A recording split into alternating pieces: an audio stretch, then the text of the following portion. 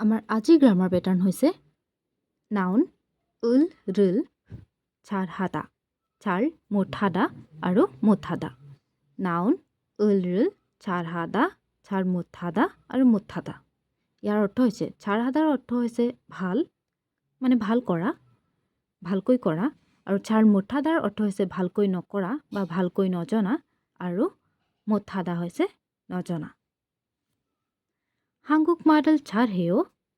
한국말을 잘해요. 아니요, 잘 못해요. 아니요, 잘 못해요. 한국말을 잘해요. Korean ভালকৈ জানেনে?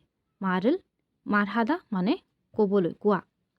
তো 한국말을 잘해요. 한국말 ভালকৈ ক'ব জানেনে? 한국말 অৰ্থাৎ কোৰিয়ান ভাষা ভালকৈ ক'ব জানেনে? 아니요, 잘 못해요.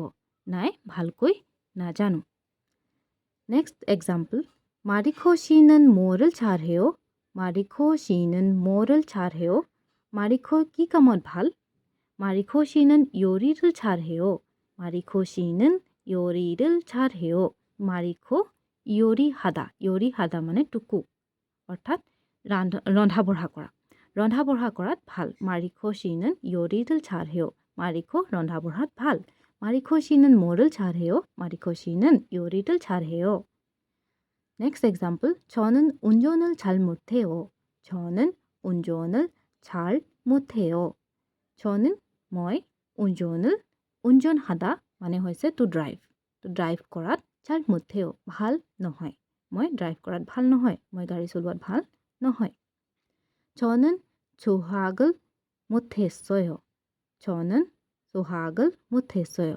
수학 মানে হৈছে maths আৰু 못했어요 মানে 나자노 বা নোৱাৰিছিলোঁ বা নকৰিছিলোঁ 저는 수학을 못했어요. 저는 수학을 못했어요.